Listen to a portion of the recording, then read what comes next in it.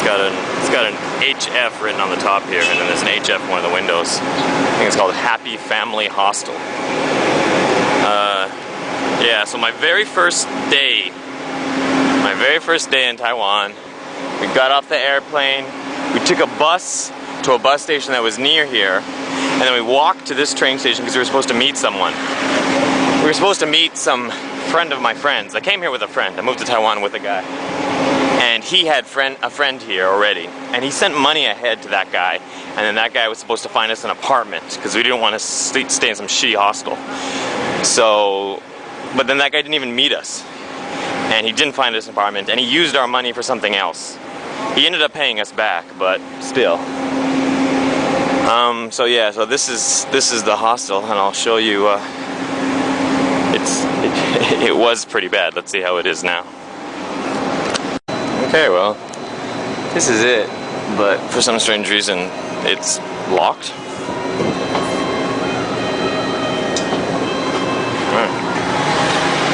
It says they owe a few bills here. And then we have some, I do believe it's Filipino. I think it says phone this number if you want to stay here. Maybe they only have Filipinos living here now? I don't know. It's been 10 years since I lived here. Yeah, so I lived there, and it was horrible. They had there was bed bugs, like the first night we slept there.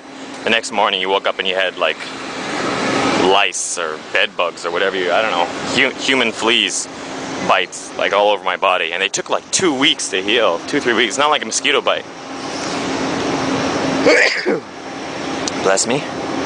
And yeah, and then the people that lived there was one guy, I kid you not, like it was disgusting. It was like they had bunk beds in most of the rooms, so you had and it was like like it was co-ed, so you were sleeping in the same room, guys and girls, and then it was like bunk beds and stuff, and it was just like one room with a bunch of beds shoved into it.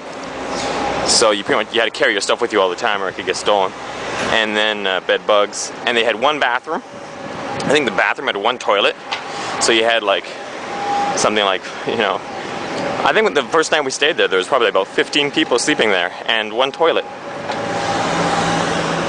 And then they had like a shitty shower and stuff. It was just, it blows my mind. Why would?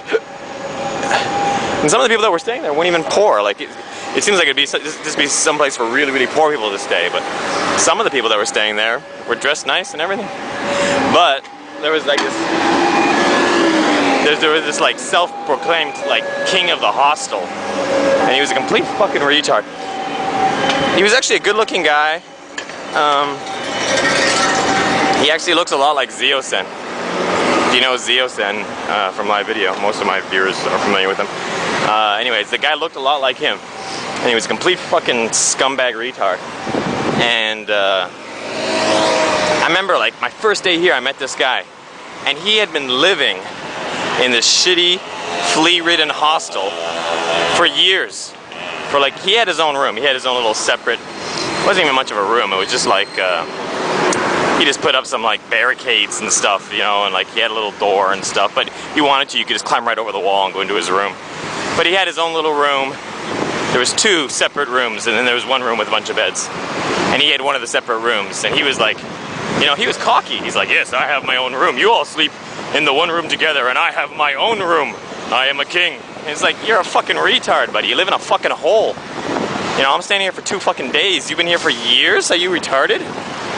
So yeah, that's where he lived. And then the guy, you know, my first day in Taiwan, I got no idea what's going on. I'm totally clueless.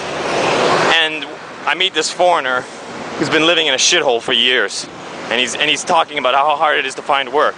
And I'm like, man, just fucking kill me right now, because if this is the best you can do in Taiwan, I should just jump back on the plane. Like, I cried after meeting that guy, because I cried. I walked out of the hostel. I walked along these streets here at like late at night, and I was just like, oh man, this is horrible. Like, you meet this guy who's been here for years and years and years, and the best he's accomplished is living in a flea-infested hostel.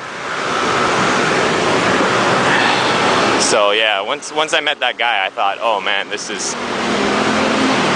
no chance of success for me, kind of like that. And here's another one. That's Happy Family 1. And then I stayed there for like 2 days. And then I switched to this place here, Happy Family 2. Let's go see. I'm not sure if you're supposed to take your shoes off or not, but better be safe than sorry. So this is the activity room. See, this place isn't too bad. I ended up living this place for about a week or two. Probably should be wearing my shoes. See, there's a train station right there, and then you just exit these doors, go along here, hang a left, boom, you're here. There's a park here, so I suppose if you're trying to find this place, if you want to stay here yourself, you just exit the train station and then look for this restaurant that is old Chinese style, and then go over here. Doesn't seem like anyone's here today. I hear movement. It's a female.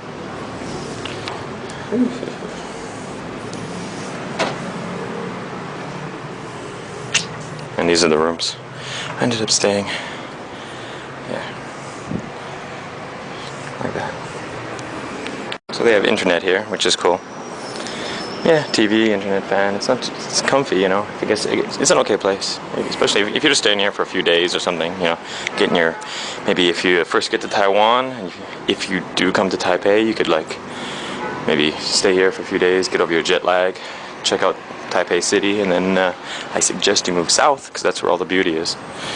Head down south to Kending, the southern tip of the island, or you know, by high-speed rail that only takes like 3 hours, so it's not that big of a deal. But there's no real reason to come to Taipei because the airport isn't in Taipei. The airport is south of Taipei. So from there, you could just go to the nearest city, which would be Zhongli or Taoyuan, and then head south from there. But maybe, I don't know. Taipei's it's the capital. It's where all the nightlife is. So you might want to check that out.